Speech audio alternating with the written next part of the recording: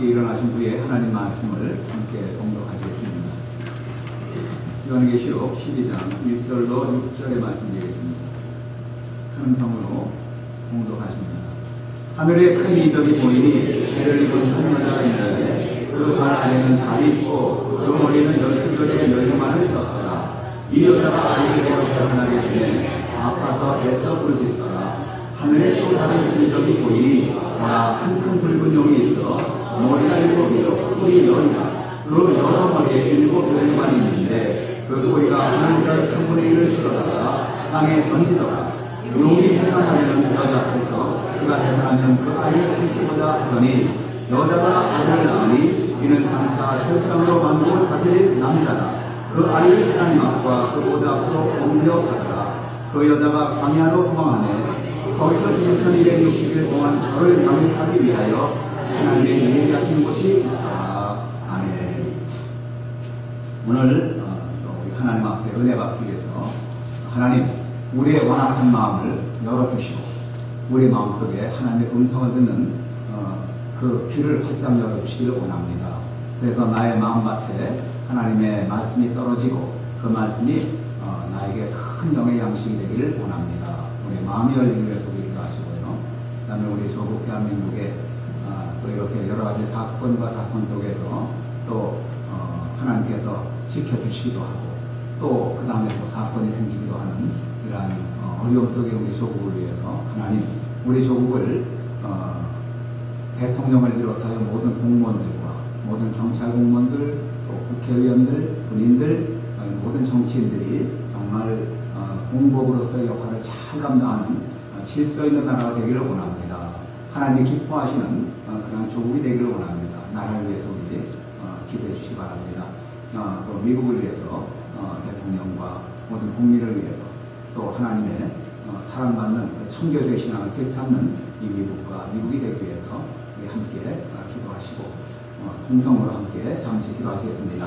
거룩하신 사랑의 하나님 감사합니다. 찬양합니다. 하나님의 아버지 성호를 높입니다. 오늘 이렇게 복된 날 저희들에게 주의 말을 허락해 주시고 특별히 하나님의 말씀을 받을 수 있는 은혜의 시간 주심을 감사합니다. 아버지 하나님 오늘 아프는 우리의 마음을 아버지 활짝 열어주셔서 복과 같이 기도하여 주시고 하나님의 생명의 말씀을 들을 때에 아멘의 받아들이기를 원합니다.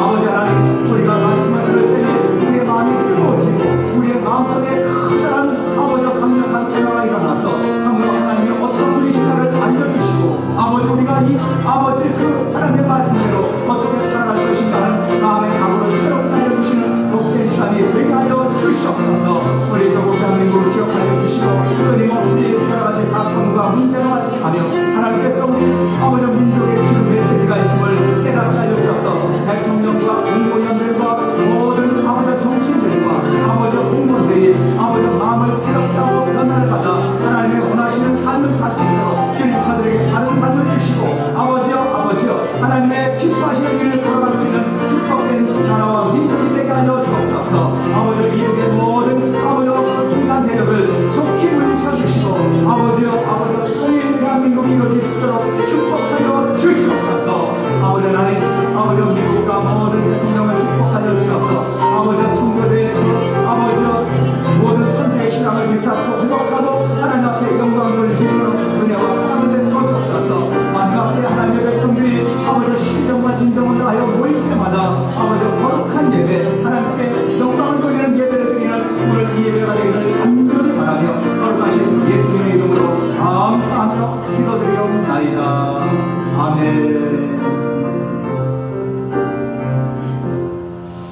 사랑의 하나님 감사합니다.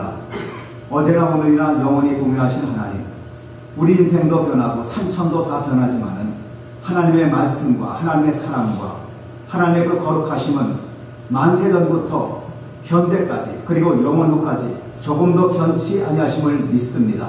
그 하나님 앞에 저희들이 믿음으로 나왔사오니 하나님 오늘 저희들에게 필요한 것이 무엇인가 가르쳐 주시고 우리가 이 험한 세상 죄악이 관영한 세상을 어떻게 하나님의 자녀답게 살아갈 수 있는가를 저희에게 가르쳐 주시기를 간절히 원합니다. 오늘 예배를 통하여 저희들의 마음을 활짝 열어주시고 우리의 완악한 마음이 아버지와 다 하나님을 향하여 열려져서 참으로 하나님의 말씀을 받기에 부족함이 없는 복도와 같이 아버지여 정화된 마음이 되게 하여 주시옵소서. 모든 거짓과 염려와 두려움과 그리고 탄식이 떠나요 오늘 예배를 통하여 기쁨이 되고 즐거움이 되고 소망이 되고 하나님을 향한 담대한 믿음의 사람들이 되도록 아버지여 저들을 축복하여 주옵소서. 예배 기정을 주님께 맡기며 거룩하신 예수 그리스도의 이름으로 간절히 기도드리옵나이다. 아멘. 우리 자리에 앉으시면서 하나님께서는 성도님을 많이 사랑하십니다. 옆에 계신 분에게 함께 인사하시고 앉으시기 바랍니다. 하나님께서 우리 성도님을 많이 사랑하십니다. 할렐루야. 뒤를 보시고도 한번 인사해 주시면 감사하겠습니다. 평안을 너에게 주노라. 세상이 줄 수 없는 세상이 알 수도 없는 평안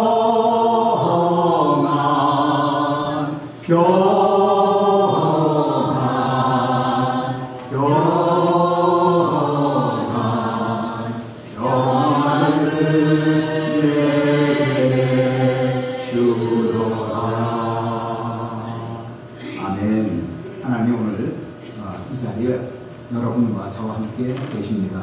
믿으십니까?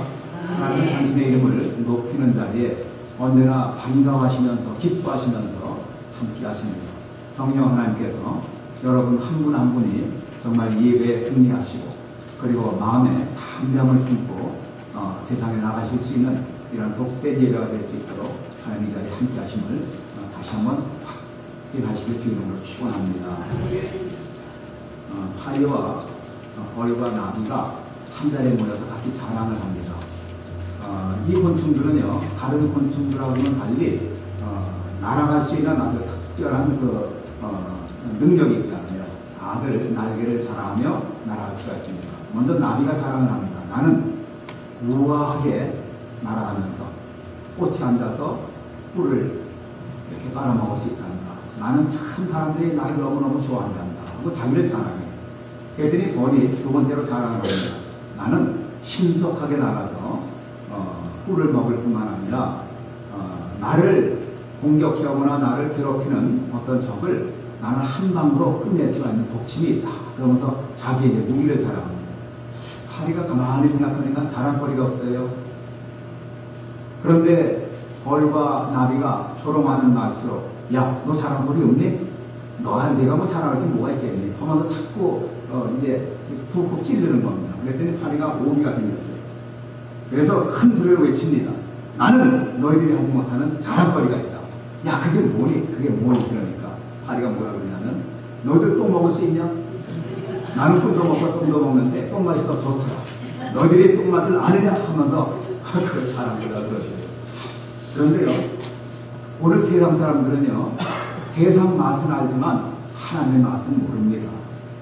그들은 세상의 쾌락과 세상의 즐거움에 대해서는 굉장히 즐기고 살아가고 있지만 정말 하나님을 섬기는 게 얼마나 복된 일이고 얼마나 가치 있는 일이고 우리가 생명을 걸고도 그 맛을 당할 수 없을 만큼 하나님을 예배하고 하나님을 기쁘시게 하는 것이 그러한 가치가 있다는 것을 세상 사람들은 모릅니다. 그러니까 파리가 말한 말도 어떤 면에서 보면 옳습니다. 하나만 알고 둘을 모르는 그러한 벌이나 나비를 향해서 파리는 나도 그런 맛은 안 되는 거예요. 너희들이 아는 맛뿐 아니라 그것보다 더 좋은 맛을 내가 알고 있다. 저와 여러분들은 예배를 드리면서 하나님을 찬양하면서 이것이 세상의 어떠한 행복보다도 더 값지고 가치 있고 중요하다는 것을 다짐할 수 있기를 주의 이름으로 축원합니다. 하나님을 예배하는 사람들은요, 하나님을 믿고 따른다는 것이 어떤 단순한 삶의 방편이 아니라 그것이 우리의 생명이고 그것이 우리의 삶의 목표이고 그것 때문에 하나님이 우리를 기뻐하신다는 이런 좀 담대함, 이런 좀 존엄성을 우리가 가져야 할 것입니다. 오늘 전 여러분과 함께요, 성대 피난처라고 하는 제목으로 본문의 말씀을 잠시 나누기를 원합니다. 이 본문은요, 성경의 요한계시록인데 참 사람들이 해석하기 힘들어하고 또 요한계시록에 대해서는 사실 너무너무 많은 설이 있고 중구분방하기 때문에 함부로 말하기가 참 힘이 든 성경이 바로 이 요한계시록입니다. 모든 성경 말씀은 다 과거에 지나갔고 경험했고 하기 때문에 정말 많은 이제 이론이 있고 거기에 또 하나의 정립된 것이 있지만 계시록에 대해서만은요 참 이게 해석하기 몹시 힘이 듭니다. 그래서 이단들이 판을 치는 거예요. 이단들이 무기로 삼고 있는 것이 뭐냐면 계시록에 나오는 무시무시한 사건들을 통해서 성도들에게 겁을 주고 우리에게 나오지 않으면 너희들 다 멸망된다. 신천지도 또한 여호와의 증인도 그 이단들이 하는 말이 뭐냐면 이 세상의 모든 기독교는 다 가짜다. 우리에게 와야 14만 4천 명이 구원을 받아야 거기서 당신을 행복하다. 천국에 들어간다. 온갖 배견을 쏟아넣으면서 그들이 근거하고 있는 성경이 바로 요한계시록입니다. 그래서 오늘 요한계시록을 우리가 잠시 보면서 하나의 관점을 한번 우리가 좀 어떤 관점으로 성경을 볼 수 있는가를 한번 저와 여러분들이 생각해 보기를 원합니다. 우리가 사는 세상에서 신자가 된다는 것 자체가 힘든 얘기입니다. 그렇죠? 네, 세상에 있는 사람을 교회에 앉혀놓는 것 자체가 몹시 힘든 일이에요. 사람들은 교회 나오기를 거부합니다. 그런데 그렇게 신자로 이렇게 교인으로 교회에 앉혀놓는 것도 힘들지만 더 힘든 것은 그들로 하여금 참된 예배를 드리게 한다는 것은 너무너무 힘든 얘기예요. 오늘 하나님의 자녀들이 하나님에 대한 예배가 얼마나 중요하고 얼마나 귀하고 얼마나 가치 있는가에 대해서 생각을 전혀 하지 않습니다. 그들은 빨리 예배가 끝나기를 원해요. 빨리 예배가 끝나야 집에 가서 연속곡도 보고 그리고 오늘은 특별히 뭐가 있냐면 슈퍼볼 게임이거든요. 우리 교회가 오후에 예배 드리니까 슈퍼볼 게임하고 이렇게 오버랩이 된단 말이에요. 그러니까는 뭐 제가 볼 때는 슈퍼볼 즐기는 분이 우리 교회 중에는 별로 없으신 것 같은데 다른 교회 가보면은 아유 말도 못합니다. 슈퍼볼이면은 완전히 모든 거 다 제쳐놔요. 사업도 다 제쳐놓고 교회는 무슨 교회입니까? 교회는 아예 저리 가라 해요. 슈퍼볼이 너무너무 중요한 거예요. 왜? 1년에 한 차례밖에 안 하는 거니까. 최고의 풋볼 선수들이 기량을 겨루면서 챔피언을 가르는 경기이기 때문에 예배고 뭐고 다 필요 없어요. 그 사람들은. 다 제쳐놓고 오늘 교회 갑시다. 아유 나 못 가요. 왜요? 슈퍼볼 있어요. 슈퍼볼이 자기를 출세시키는 볼입니까? 슈퍼볼 게임이 자기에게 행복을 줍니까? 정말 잠시간에 어떤 만족을 줄 수 있을지 몰라요. 그 보는 쾌락, 그 자기가 응원하는 편이 이길 때의 그 환희감은 말할 수 없지만 그러나 그것이 행복을 줍니까? 또 어떤 분은 그럽니다. 아유 나 오늘 부부싸움에서 못 나가요. 부부싸움은 기분 나쁜데 왜 교회 나가요? 그렇게 핑계대요. 여러분 부부싸움을 했을수록 교회 나가야 되는 거예요. 하나님 앞에 나가서 내가 마음 상한 것을 하나님께 토로하고 하나님의 위로를 받고 거기에서 용서가 생기고 사랑이 생기고 다시 부부가 화목될 수 있는 거 아니겠어요? 그렇기 때문에 어떤 핑계를 놓더라도 예배를 피할 수 있는 어떤 근거도 하나님이 기뻐하지 않는 겁니다. 수많은 사람들이 예배에 대한 가치를 모르기 때문에 예배를 허술하게 생각해요. 오늘 본문에 나오는 이 사건과 왜 예배와 무슨 관계가 있느냐 자꾸 상황설을 하느냐 그렇게 말씀하시는데 너무너무 관계가 있는 말씀이에요. 이 본문은요 요한이 반모섬에서 이제 환상을 본 장면입니다. 두 개의 환상을 봅니다.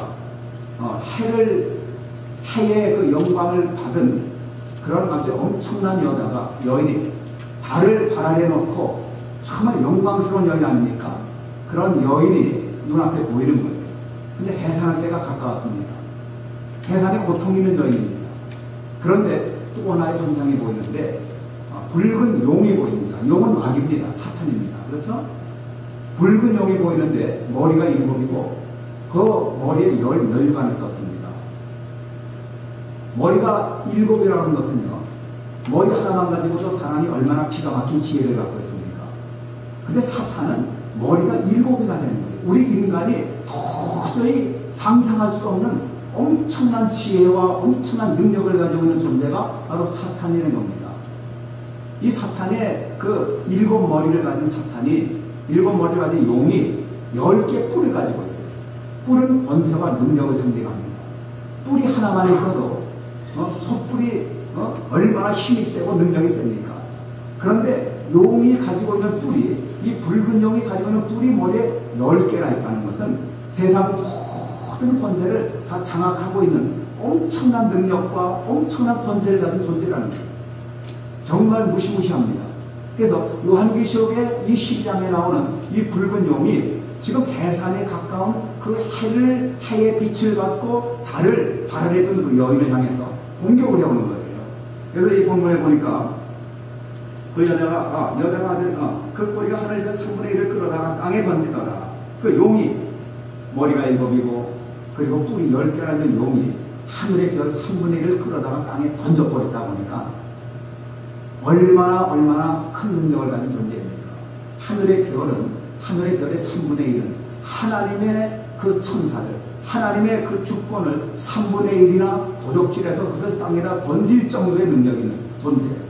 그러니까 이 세상에 하나님 외에 사탄보다 더 능력 있는 존재는 있을 수가 없다는 거죠.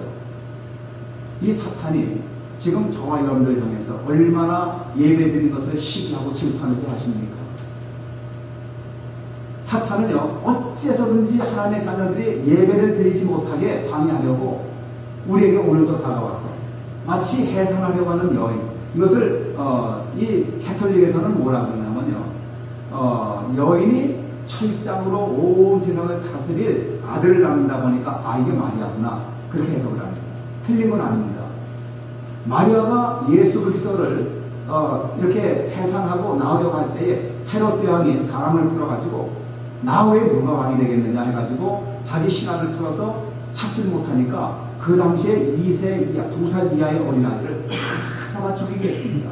아주 피비린내 나는 고통과 눈물이 있었어요. 그래서 가톨릭에서는요, 이 해산하는 여인과 그 세상 철장으로 다스릴 이 아들을 낳은 여인과 이것을 바로 마리아와 예수 그리스도라고 그렇게 말합니다. 그러다 보니까 예수 그리스도, 하나님의 아들 예수 그리스도를 낳은 그 마리아를 자동적으로 숭상하는 그런 위치로 올려버려요. 이것이 가톨릭의 큰 잘못 아니었습니까? 그런데 우리는 성경을 거기에서만 국한해서 보면 안 됩니다. 이것은 지금 요한계시록 미래의 사건을 우리가 말씀하고 있는 거예요. 미래의 사건을 말하는데 이제 2000년 전에 마리아가 성령으로 잉태해서 나왔던 예수 그리스도가 미래적인 사건으로서 무슨 역할을 한다는 말이에요.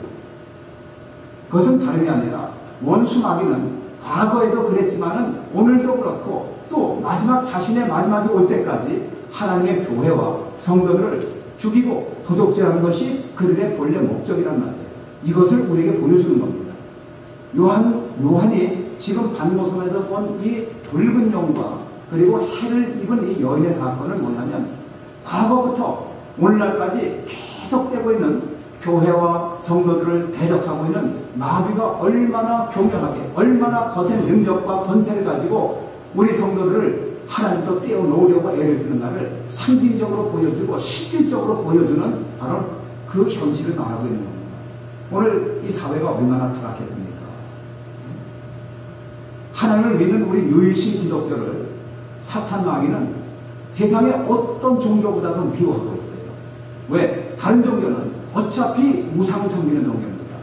불교도 그렇고 유교도 그렇고 미신들 모든 종교를 보면은요, 다 여러 가지 잡신을 섬기면서 우리의 전능하신 하나님 외에 다른 모든 우상, 마귀가 둔갑하고 그리고 변장한 그 잘못된 신들을 섬기는 것을 마귀가 방해할 리가 없잖아요. 근데 유독히 하나님 믿는 교회만은 사탄 마귀가 너무너무 싫어합니다. 왜냐하면 하나님의 백성들이 예수님을 잘 섬기고 예배를 열심히 드리고 하면은 하나님의 백성이 되면 다시 건질 수가 없기 때문에 하나님, 너는 내 백성이다, 너는 나의 아들이다, 딸이다라고 딱 붙들어 놓으면은 다시 빼앗을 길이 없는 걸 알기 때문에 사탄은 그 옛날 교회, 그 요한의 그 시대, 그 초대교회 시대부터 오늘날까지 2000년 동안 사탄의 계획은 하나님의 백성들이 믿음 생활하지 않는 겁니다.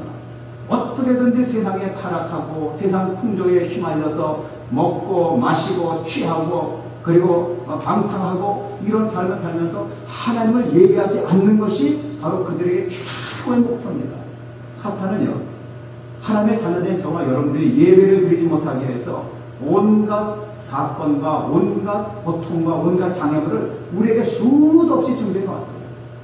여러분들이 교회에 처음 나오실 때, 처음 교회 나올 때까지의 과정도 참 우여곡절이 많으셨을 겁니다. 그런데 예수님을 믿어보겠다라고 교회에 딱 나왔더니 이상하게 사건들이 많이 생기죠. 이상하게 하나님을 예배하는 일이 점점 힘들어지고 점점 문제가 생기고 뭔가 교회 나갈 시간이 되면 자꾸 사건이 생긴 거 여러분들 경험하시죠? 평소에는 그렇게 점잖던 남편이 그냥 긁어댑니다. 그렇게 유순하고 그렇게 정숙하고 그렇게 남편 말이라면은 정말 하늘떠가 뜨지 하던 정숙한 아내가 이상하게 고집을 피우고 사건을 만들고 남편을 마음 상하게 합니다. 그럼 교회 나오다가 찬머리 돌려가지고 집으로 돌아가는 분들이 많잖아요. 저도 옛날에 그런 경험이 있기 때문에 하는 얘기예요. 여러분들 얘기가 아니라 제 얘기입니다. 사탄이 얼마나 하나님을 얘기하는 걸 방해하는지 말로 다 할 수가 없어요. 우리가 영적인 눈을 뜨고 바라보면 사탄이 가장 싫어하는 것이 바로 주일날 교회당 나와서 하나님을 예배하고 하나님을 높이고 하나님을 찬송하는 건 너무너무 싫어하는 거예요. 자기의 세력이 그만큼 약화되기 때문에 사탄은 하늘의 3분의 1이 되는 그 권세를 가지고 그 천사들을 미혹하고 유혹해서 땅으로 내려오면서 귀신이 되게 하고 악마가 되게 하고 그런 권능을 가진 존재가 어떻게 해서든지 이 땅의 모든 영혼들을 다 불신앙으로 몰아넣고 하나님을 떠나게 하고 마지막 때는 지옥의 불구덩이 속에 끌어넣는 것이 계획인데 그들이 하나님을 섬기고 하나님을 찬양하면 그 계획이 다 숲으로 돌아가기 때문에 사탄은 어떻게 해서든 우리의 예배를 방해하려고 지금 해산하는 여인같이 고통 속에 있는 여인, 고통 속에 있는 교회를 더 핍박하고 성도들을 더 핍박해서 해산하지 못하게 합니다. 해산하면 집어삼키려고 하는 거예요. 그래서 오늘날 성도들이 신앙생활하기가 너무너무 힘든 겁니다. 사탄의 공격에 피할 것이 없습니다. 오늘 본문에 보면은 그런 말이 나옵니다. 뭐냐면 그 여자가 광야로 도망하네. 거기서 1260일 동안 저를 영입하기 위하여 하나님의 예비하신 곳이 있더라. 사단이 그 큰 권세를 가지고 공격해 오니까 교회가 도망을 치는 거예요. 성도가 도망을 치는 거예요, 지금. 그러면 하나님의 자녀된 저와 여러분들이 사탄의 권세를 피해서 도망칠 때가 사실 어디 있습니까? 사탄은 이 세상의 모든 권세를 다 잡고 세상의 왕이 되어서 하나님의 자녀들을 잡아 죽이고 있는 이 시대에 우리가 어디로 도망갑니까? 내비게이션이 있죠. 내비게이션만 가지면은 내 자동차 위치가 정확히 드러납니다. 사단은 이 세상에서 가장 정확하고 정밀한 내비게이션을 가지고 저와 여러분들의 삶을 속속들이 들여다보고 있는 존재예요. 컴퓨터의 해커들이 어떤 상대방의 컴퓨터에 이렇게 접속을 해가지고 정보를 빼놓은 것 이상으로 사탄은 저와 여러분들이 어떤 생각을 품고 있는지 어떤 삶을 살고 있는지 어떻게 하면 저 영혼을 도적질해서 하나님의 품에서 빼어낼 수 있는지 너무너무 기기묘미한 작전과 방법을 다 가지고 있는 존재입니다. 그렇기 때문에 우리는 도망칠 곳이 없어요. 그런데 성경은 그들이 광야로 도망쳤다고 합니다. 아니 광야는 몸을 숨길 데가 없는데 풀 한 폭이 없는 데입니다. 마신 물도 없어요. 그런 곳으로 숨어보았자 뭘 어떻게 하겠다는 겁니까? 하나님은 오늘 이 본문의 사건을 통해서 광야가 어떠한 곳인가를 우리에게 가르쳐주기를 원하십니다. 하나님은 이 시대에 교회와 그리고 성도들이 어디에 가서 우리의 신앙을 지키고 어디에 가서 우리가 하나님을 예배할 것인가를 분명히 알려주기를 원하시는 거예요. 이단들은 신천지들은 뭐라고 그러냐면은 요한계시록에 보면은 14만 4천 명이 구원받을 숫자들이 당신들이 우리 교단에 들어와서 우리 신천지에 들어와서 14만 4천의 숫자가 땡 하고 닫히면은 그때 더 이상 구원은 없다. 그때는 아무리 보따리 싸들고 와서 문을 두드려도 문이 열리지 않는다. 14만 4천 명만 구원받는다. 이렇게 합의한 말을 합니다. 도적질하는 거예요. 영혼을 도적질하는 거예요. 그러면서 우리에게 와야 너희들이 구원받는다. 1984년도에 담이 선교회에서 아니 84년도가 아니죠. 91년도가 2년이요, 91년. 92년인데, 91년도가 92년도인데요. 그 담이 선교회 사람들은 그랬잖아요. 이제 주님이 다시 재림하시니까 이제 종말이 가까웠다. 이제 붉은 용이 큰 권세와 능력을 가지고 이 지구를 이제 완전히 뒤집어 엎는데 우리는 도망갈 데가 없다. 그렇기 때문에 우리는, 저와 여러분들은 이제 산으로 올라가야 된다. 그래가지고는 그 가족들 다 버리게 하고, 믿지 않은 가족은 다 버리게 하고, 믿는 사람들은 끌어모았지만, 그리고 자기들 산 쪽으로 올라갔대요. 산에 올라가서 매일 기도만 하는 거예요. 그런데 그날 가짜로 판명됐죠. 그리고 그 담임 선교회에 속해 있던 사람들이 속았다는 것을 나중에 다 알고 가짜에 속았구나. 이게 마지막에 요한계시록에 기록된 이 마지막 때의 어떤 환란에 대해서 잘못 해석한 사람들이 전부 그렇게 속아 넘어가는 거예요. 근데 여러분, 오늘 본문의 사건은 뭐냐면, 마귀는 끊임없이 저와 여러분들의 하나님과의 교제를 시기하고 질투하기 때문에 우리가 하나님과 만나는 것을 시기하고 질투하죠. 우리가 피할 곳이 어디냐면은 그들이 주장하는 그들의 공동체가 아니라 바로 하나님의 품으로 들어가야 됩니다. 어디가 가장 안전한 곳입니까? 하늘의 품보다 더 안전한 곳이 어디 있어요? 이 여인이 광야로 갔다는 것은 바로 광야는 하나님이 다스리시는 곳입니다. 세상 사람들이 볼 때는 거기에는 해충만 득식을 거리고 풀 한 폭이 없고 마실 물도 없고 과실나무도 없고 그야말로 사람이 살기에 도무지 힘든 곳 같아 보이지만은 그 광야에서 하나님은 내가 나의 자녀들을 보호해 주겠다. 내가 나의 자녀들을 내 품에서 안전하게 훈련시켜 주겠다는 것이 하나님의 광야입니다. 모세가 40세 되었을 때에 광야로 도망쳤죠. 하나님께서 모세를 그쪽으로 피신시켜 주신 거예요. 애국왕 바로의 그 애국왕 바로 영적으로 말하면 사탄 마귀입니다. 하나님의 백성을 인도할 그 믿음의 사람을 사탄이 잡아 죽이려고 하니까 하나님께서 모세를 광야로 피신시켜 주셨어요. 그럼 모세에게는, 궁중에서 자랐던 모세에게는 그 광야 생활은 죽음과 같은 삶이 아니었겠습니까? 그런데 하나님은 그곳에서 모세를 아주 가장 강력한 당시에 자녀로 훈련시켜 주십니다. 모세 40년 광야 훈련을 통해서 모세는 이스라엘 200만 민족을 애굽의 바로 왕에서 끌어내는 민족 지도자의 역할을 합니다.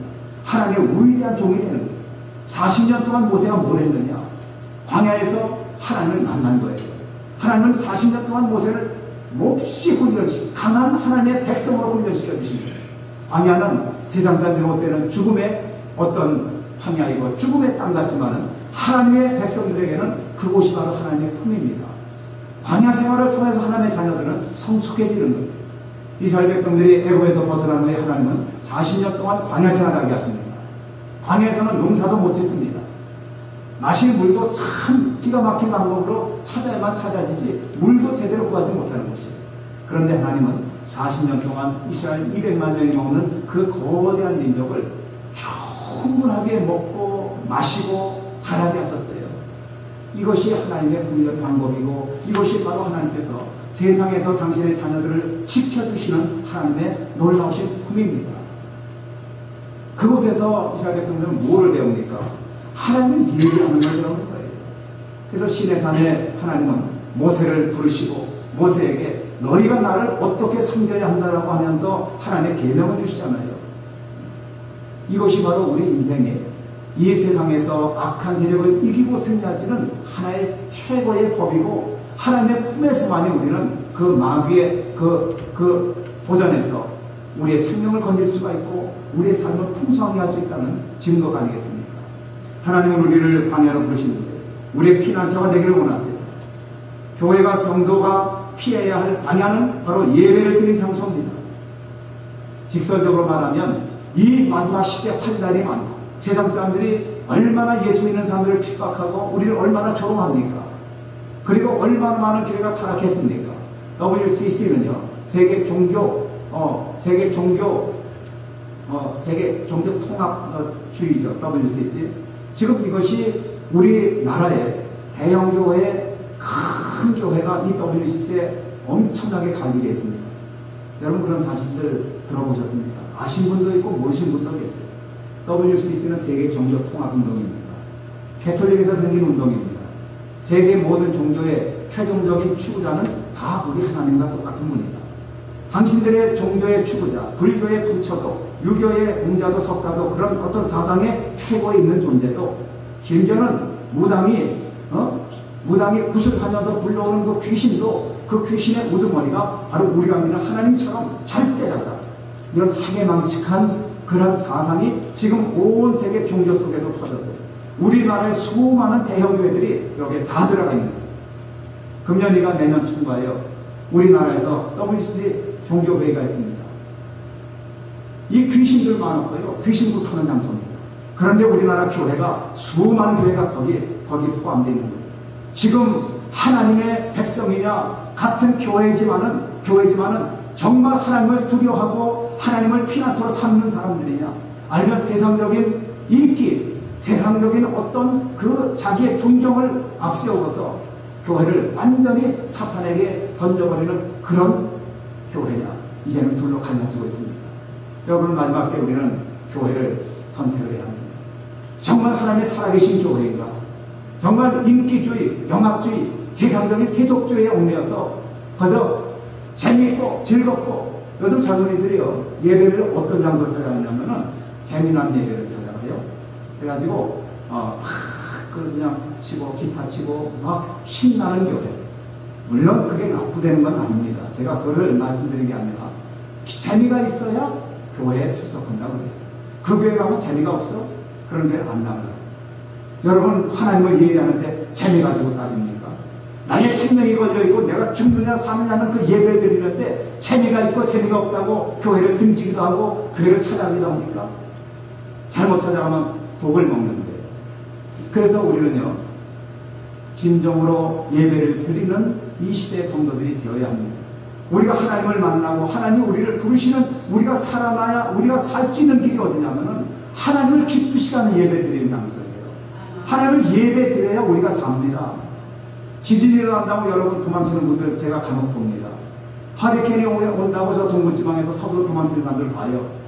그러면 그 전에 그런 얘기 있었잖아요. 제가 몇 번 설교에서 말씀드렸지만은 이 에일리 지역에서 그 전에 큰 지진이 있었죠. 그게 94년도인가 뭐 그랬죠. 그랬더니 크게 사고를 하던 분이 쫄딱 망해가지고는 저 미시피 쪽으로 도망을 갔어요. 아이고 난 지진대로 못 따라하고 저 미시피 땅 그거 테네시 그 한유 있잖아요. 거기에 갔어요. 재즈의 그 도시. 거기 가서 다시 사고 시작했는데 지난번에 큰 홍수 때문에 강이 범람해가지고 도시가 전체가 망했잖아요. 그 사람 또 쫄딱 망했어요. 갈 데가 없는 거예요, 여러분. 우리가 사탄의 어떤 공격을 통해서 어디를 도망칩니까? 도망갈 데가 없어요. 그럼 어디로 가느냐? 산으로 가느냐? 바다로 가느냐? 아니에요. 우리 하나님의 품으로 가는 거예요. 하나님의 품으로 가면은 그곳은 사탄이 건드리지 못합니다. 사탄이 아무리 강하고 권세를 크게 가지고 7 머리가 있고 10개 뿔이 있고 하늘의 별의 3분의 1을 끌어당겨서 땅에 던질 만한 그 절대적인 능력이 있다고 해도 우리의 힘으로는 도저히 감당할 수 없는 능력자라고 해도요 한 가지 큰 위안은 우리가 믿고 우리가 따르는 하나님은 그 사탄을 얼마든지 발 아래 무릎 꿇게 하는 전능자시는 전능자 대신 분이 된 겁니다. 그 하나님의 품 안보다 더 안전한 곳이 어디 있어요? 그래서 하나님의 품을 우리는 사모해야 되고 하나님을 예배해야 되는 겁니다. 예배가 뭡니까?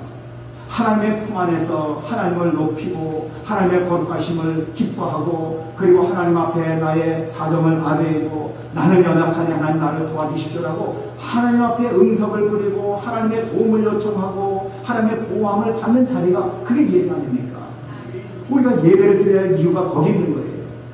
예배는 형식이 아닙니다. 예배를 하나의 거치를 생각하지 마십시오. 예배는 생명이에요. 저와 여러분들이 예배를 불순종하고 예배를 헛되게 생각하는 그 순간부터 사탄 마귀는 우리에게 틈타고 우리의 삶을 황폐하게 하고 우리를 하나님의 품으로부터 도적질해가면 그 영혼은 망하는 겁니다. 저와 여러분은 이 마지막 때에 마지막에 환란이 왔다고 두려워하는 사람들이 있어요. 분명히 환란은 힘들고 두려운 일입니다. 마지막 때에 환란이 일어나는 이 요한계시록의 사건을 보면 엄청난 두려운 사건들이 많이 일어나요. 사람들의 피가 막 사람들의 무릎을 흘릴 정도로 사람들의 피가 그렇게 넘치는 대전쟁이 있을 것이고 우리가 상상하지도 못한 거대한 충돌이 있어서 이제는 이 모든 세상이 전부 뒤바뀌는 그런 곤란의 시대가 우리에게 점점 다가오고 있습니다. 그렇다고 해서 여러분 두려워하지 마십시오. 예배가 살아있는 사람들을 하나님은 지켜주십니다. 그것이 하나님의 방법이고 하나님이 요한계시록을 기록한 목적이 그거기 때문에 하나님의 품에 안긴 사람은 절대로 사단이 건드리지 못합니다. 하나님의 품에서 어정간히 서 있는 사람들, 한 발은 교회, 한 발은 세상에 두고, 아예 세상에 두 발을 잡은 사람들은 뭐 말할 것도 없지만은 세상에 한 발, 교회에 한 발 두고 어정쩡하게 있는 사람들, 환난이 오면 여지없이 세상적으로 휘말려 갑니다. 짐승의 표를 받지 않으면은 너희들 매매도 못하고 다 순결당해 죽어야만 합니다. 목뱀을 당해서 죽어야만 합니다. 그 얼마나 두려운 일입니까? 그러니까 세상적으로 확 몰려가서 짐승뼈를 다 받는 거예요. 그리고 나서 마지막 순간입니다. 아무리 후회를 하고 아무리 발버둥을 쳐도 돌이킬 수 없는 지옥의 고통 속에 빠지는 것이 그게 바로 예배를 드리지 않는 사람들의 마지막입니다. 이것은 성경이 우리에게 말씀하고 있습니다. 이제 우리에게 주어진 남은 사건이 있다면 이제 주님이 다시 오셔서 양과 염소를 구별하고 마지막 이제 완전히 구별하는 그 사건만이 우리에게 남아있습니다. 예수님이 언제 오실지 우리는 이제 하루하루 분초를 기다리고 있습니다. 세상의 역사학자들은 그렇게 말하지요. 세상은 이제 마지막 1초가 남았다. 그렇게 말씀하고 있어요. 2차 대전이 끝났을 때 세상의 역사학자들은 지구는 종말에서 15분 전이다. 그랬어요. 이제 15분 전이 아니라 이제는 1초, 2초, 초를 다투는 그러한 시대에 우리가 살고 있어요. 언제 어떤 환난과 어떤 연단이 이 세상에 도래할지 모릅니다. 그것이 세상 사람들에게는 환난이고 우리에게는 주님이 오시는 그 순간이 될 거예요. 예배를 드리는 사람들은 주님께서 붙들어 주실 것이고 주님께서 안전한 곳으로 피신하게 해주셔서 보세요. 오늘 본문의 6절의 마지막 절에 보면 그 여자가 광야로 도망하며 거기서 1260일 동안 저를 양육하기 위하여 하나님의 예배하신 곳이 있더라. 하나님의 예배하신 것, 그것이 바로 하나님의 품이 아닙니다.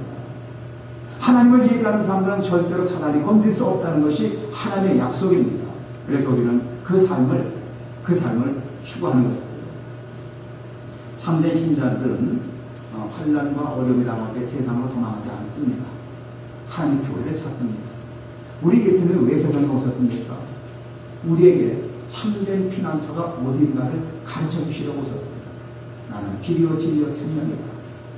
우리가 죄짓고 허물 많고 정말 우리의 죄 때문에 도저히 감당할 수 없는 그런 고통의 세계로 들어갈 것을 아시고 하나님은 그곳에서 우리를 피하게 해주시려고 우리의 피난처가 되시려고 당신이 스스로 우리가 받아야 할 그 모든 고통을 십자가에서 다 받으시고 그것을 그 피의 값으로 저와 여러분들을 이제 살려주시고 영원히 살 수 있는 길을 열어주셨어요. 그리고 나서 우리에게 뭘 가르치시냐면 너희는 하나님을 예배하라. 너희는 하나님을 경외하라. 너희는 하나님의 뜻대로 살아야 한다. 내가 너희의 모든 죄를 다 용서했으니까 이제 너희들은 이제 하나님의 뜻 가운데 살아야 한다. 하나님의 뜻이 뭡니까? 저와 여러분들이 하나님을 예배하는 거예요.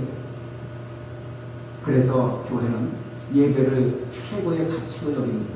세상 사람들은 돈 버는 것을 최고의 가치로 여기고 돈 잘 쓰는 사람을 최고로 행복자라고 여기고 정말 모피를 걸치고 멀세레스 벤츠를 타고 다니는 사람을 최고의 성공자라고 이야기하지만 우리는 그렇게 이야기하지 않습니다. 아무리 초막집에 살고 제빵사리에 살고 아무리 벌벌거리는 정말 60년대 70년대 차를 타고 다닌다 할지라도 그 속에 하나님의 영이 살아계시고 그 영혼 속에 하나님을 예배하는 마음이 충만한 사람을 우리는 성공자라고 합니다. 예배가 살아있기 때문에 하나님의 피신처가 되는 사람이기 때문에 장차 이 세상에 거대한 환난이 오고 사탄 마귀가 그 7 머리를 가지고 10뿔을 가진 사탄 마귀가 그 어둠 속으로 던짐을 받는 그날에 그 모든 추종 세력들은 그와 함께 다 멸망나는 그 순간에 하나님의 백성들을 하나님이 구원해 주시는 그 찬란한 영광 중에 들어가야 됩니다. 그것은 하나님을 예배하는 사람에게 주시는 특권입니다. 저와 여러분들이 어떤 일이 있어도 예배를 소홀히 하지 않기를 주의 이름으로 축원합니다. 예배는 신자의 형식이 아니라 목숨이고 생명이고 우리의 가치입니다. 예배를 귀하게 여기십시오. 예배 맨날 드려봐도 그게 그건데요. 그게 아닙니다. 하나님 그때마다 여러분을 더 사랑하시고 지켜주시고 내가 예배를 귀하게 여기느냐 나도 너를 귀하게 여기겠다. 내가 예배를 소홀히 여기느냐 나도 너를 소홀히 여기겠다. 여러분 예배에 우리의 삶과 사가 걸려있고 우리 성공과 실패가 걸려 있습니다. 예배를 절대로 귀하게 여기시는 저와 여러분들 되시길 주의 이름으로 축원합니다. 초대교회 성도들이요, 예배 목숨 걸었어요. 순교당하지만은 예배는 절대로 포기하지 않았어요. 그들은 목숨이 끊어지면서도 내가 예수님을 부인하지 않겠다고 하면서 사자박이 되고 십자가형을 당하고 불타 죽고 그러면서도 하나님을 찬양하고 하나님을 예배했어요. 그 사람들이 미친 사람들입니까? 그 사람들이 정신나간 사람들입니까? 한 푼 돈을 벌기 위해서 한 줌의 그 아무것도 아닌 그 세상 물질을 위해서 여러분의 생명과 그것을 바꾸겠습니까? 이제는 우리가 정말 우리의 마음을 새롭게 할 때입니다. 2011년 한 해 동안에 우리의 가정에, 우리의 교회, 이 사회, 이 지구상에 어떤 일이 벌어질지 우리는 모릅니다. 그러나 분명한 것은 하나님께 피하는 사람을 하나님 절대로 외면하지 않습니다. 이것은 하나님의 약속입니다. 하나님의 말씀입니다.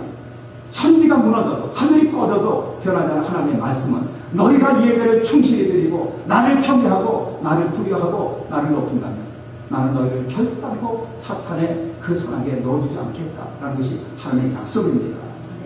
마지막 때의 마귀의 공격은 너무나 다양합니다. 그들은 자신의 때가 얼마 남지 않은 것을 알기 때문에 우리의 약점, 우리의 허물, 우리의 부족함, 그것을 끊임없이 기름처럼 스며들어서 우리를 타락시키고 하나님을 멀리하게 합니다. 속지 마시기 바랍니다. 하나님 예배하는 일에서 어떤 핑계도 어떤 이유도 거듭 타락하지 않습니다. 내일 당장 이 집에 좀 마련인데 여러분 여행 다니시겠어요? 여러분이 하고 싶은 어떤 즐거운 일을 계속 하시겠어요? 그럴 수 있겠죠. 그러나 중요한 것은 이 시대는 우리가 깨어서 하나님을 예배하는 이것이 바로 우리에게는 중요하다는 것입니다. 누가 마귀를 대적합니까? 아무도 마귀를 이길 수가 없어요. 우리 인간의 지혜, 인간의 능력, 인간의 의지, 우리의 경험, 우리의 이성, 어떤 것 가지고도 우리는 마귀를 당해내지 못합니다. 마귀가 그만큼 강한 존재이기 때문에. 그러나 우리 하나님만 그 마귀를 발 아래 무릎 꿇을 수 있는 전능자십니다. 그러니까 그분의 그늘 아래 들어갑니다. 그래서 성경은 이렇게 말합니다. 사무엘하 22장 3절에 보면 나의 하나님이시여 나의 피할 바위시여 나의 방패시여 나의 권의 뿌리시여 나의 높은 망대시여 나의 피난처시여 나의 구원자시라 나를 흉악에서 구원하셨도다. 우리 주님이 바로 우리 피난처가 됐습니다. 하나님을 피난처로 삼는 승리자들이 되시길 주의 이름으로 축원합니다. 예배는 뭡니까? 하나님을 나의 피난처로 삼는 것이죠. 예배는 한마디로 결정한다면 바로 우리의 피난처가 예배예요. 그곳에 하나님의 능력이 있고 그곳에 하나님의 보호하심이 있고 그곳에 하나님의 영광이 계신 것이기 때문에 그렇습니다. 예배를 하나님께 피하는 것입니다. 사람들은 지혜가 많을수록 세상적인 지혜가 많은 자일수록 세상적인 어떤 가치관을 가지고 그것을 생명이라고 생각하고 그것이 중요하다고 하지만 참된 지혜자는 어떤 사람입니까? 예배가 하나님의 피난처임을 아는 사람들이 지혜자입니다. 하나님이 절대자이시고 그분 앞에 피하는 것이 내가 영원히 사는 길임을 아는 사람이 지혜자입니다. 영원하지 않습니다. 여러분의 삶은 영원하지 않아요. 여러분이 천년을 산다고 해도 얼마나 엄청난 생명입니까? 그러나 우리 하나님께서 우리에게 주시는 그 영겁에서요, 영원 무궁한 그 천국에서의 삶에 비교하면 천년이라는 세월도 한 점도 안 됩니다. 영원한 세계에 비한다면 천년은 한 점도 안 될 뿐 아니라 하물며 저와 여러분이 살아가는 70, 80평생 그것은 찰나에 불과합니다. 그런데 그 찰나를 즐겁고 그리고 쾌락에 즐겨 살겠다고 그 영원한 하나님의 세계를 외면하시겠습니까? 그렇잖아요. 아무리 생각해도 그건 계산이 안 맞잖아요. 하나님 앞에 하나님 기쁘시게 한다면 하나님의 피난처 앞에 나간다면 그것이 우리가 영원히 사는 비결입니다. 그것을 위해서 우리 예수님은 십자가에 고난당하시고 우리 예수님은 돌아가시면서도 더 안타까워서 또 그걸 잊어버릴까봐 또 나의 사랑하는 자녀들이 그 본질을 잊어버릴까봐 성령님 보내주셔서 오늘도 성령님은 끊임없이 우리의 가슴 속에 다가와서 하나님의 말씀을 전해 주시는 거예요. 너희들 예배드려라. 너희들 예배를 중히 여겨라. 예배 소홀하면 너희들 영원히 죽는다. 그렇습니다. 예배는 우리의 피난처입니다. 하나님의 충만히 우리를 살리는 유일하고 전능자의 품이기 때문에 그렇습니다. 성도는 예배자를 떠나서는 결코 안 됩니다. 그래서 문제 때문에 예배자를 피해서 안 됩니다. 시간 없다고 피해서 안 됩니다. 시간이 없어요. 사업이 너무너무 바빠요. 그럼 하나님 어떻게 하신 줄 알아요? 사랑하시는 자녀들이기 때문에 사업을 폭삭 망하게 합니다. 그러면 또 사업 망하게 됐다고 원망하죠? 원망할 것이 아니라 감사드려야 돼요. 왜? 사업이 망했기 때문에, 시간이 남았기 때문에 너 시간 없다고 예배드리지 않았느냐? 그럼 이 사업을 망하게 해주마. 그럼 하나님을 원망할 것이 아니라 하나님을 감사해야 되는 거예요. 기독교는 역설입니다. 기독교는 언제나 어떤 환경, 어떤 환란이 와도 그것을 하나님이 주시는 축복으로 여길 수 있다면 여러분은 성공자입니다. 그러나 내 사업이 망했는데 하나님 열심히 믿었는데 왜 사업이 망합니까? 내가 열심히 시집 전내고 열심히 공사하고 있는데 왜 사기꾼에게 사기를 당해야 합니까? 하나님께서 여러분에게 어떤 예배에 대한 충성, 예배에 대한 어떤 흐름을 다시 물꼬를 트게 하시면 하나님의 놀라운 사랑인 줄 깨닫게 되시길 기름으로 축원합니다. 예배가 살아나고 하나님과의 교제가 살아나면 그것보다도 행복한 일은 세상에 없어요. 그것보다 무엇이 가치가 있겠습니까? 그래서 우리는 예배에 대한, 금년에 제가 금년 초에 들었으면서 지금 예배에 대해서 6번째 말씀을 전하고 있습니다. 다음 주에도 우리 요한계시록에서 또 예배에 대한 것을 또 생각해 볼 텐데, 여러분, 예배는 하나님께 피하는 것입니다. 하나님의 광야로 피하는 것이 거기에서 우리 훈련받는, 거기서 강한 존재가 됩니다. 그리고 어떤 마귀의 권세도 이길 수 있는 능력 있는 하나님의 자녀가 됩니다. 예배는 백신과 같아요. 백신이 뭡니까? 예방주사 같아요. 백신을 맞아놓으면 독감이 와도 쉽게 넘기고요. 웬만한 감기는 그냥 넘길 수가 있습니다. 예배를 충실히 드린 사람은요, 환란이 오거나 연난이 올 때 그때 평소에 드린 예배가 백신처럼 돼가지고요, 쉽게 물릴 수가 있습니다. 툭툭 물릴 수가 있어요. 떨어버릴 수가 있어요. 근데 예배 없는 사람들은, 예배가 평소에 습관화되지 않은 사람들은요, 환란이 오면 확 달려오면 쓰나미를 무슨 수로 감당합니까? 아이고 나중에 하고, 그리고 다 거기에서 그냥 폭삭 엎드리고 막 마귀가 흔드는 대로 흘려나갑니다. 예배에 충실해서 백신을 맞은 사람들은요, 끄떡없습니다. 사탄아, 내가 아무리 나를 보전해오고 나의 고난을 줘도 하나님 나의 힘이다, 하나님 나의 피난처시다, 나의 방패가 되신다, 나의 삼성이시다 하고 하나님 안에서 탄탄하게 이길 수가 있습니다. 오늘 예배를 통해서 하나님의 큰 영광 돌리시는 승리자가 되시길 주의 이름으로 축원합니다. 잠시 함께 기도하겠습니다. 거룩하신 사랑의 하나님, 우리는 다 양같아 그를 행하여 각기 세 길로 갔지만 우리 하나님께서는 우리 구주 예수 그리스도를 통하여 우리에게 아버지여 참된 승리의 길, 아버지여 살아날 수 있는 길을 알려주시고 우리의 모든 죄와 허물을 다 사하시고 하나님이 우리의 피난처 되심을 가르쳐 주셨습니다. 하나님, 하나님이 나의 전능자심을 아는 사람들은 하나님을 예배하지 않고는 절대로 견딜 수가 없는 하나님의 신실한 자녀들입니다. 아버지 하나님, 오늘 이 자리에 아버지 예배를 드린 하나님의 자녀들 한 분도 빠짐없이 이 마지막 때에 아버지 붉은 용 7머리를 가지고 10개의 뿔을 가진 이 거센 세력이 도전해온다 할지라도 단호히 이길 수 있는 주님의 품으로 피난처를 정하고 아버지 그 안에서 하나님을 예배하고 찬양하고 하나님의 능력을 힘입고 이기고 또 이기는 하늘나라의 자녀들이 되게 하여 주시옵소서. 우리 가운데 단 한 영혼도 실족하지 않게 도와주시고 주님 오시는 날 슬프며 어둠 속으로 빠져들어가는 자 한 영혼도 없도록 주여 저희들을 불쌍히 보시고 지켜주시고 도와주옵소서. 우리 구주 예수님의 이름으로 간절히 기도드리옵나이다. 아멘.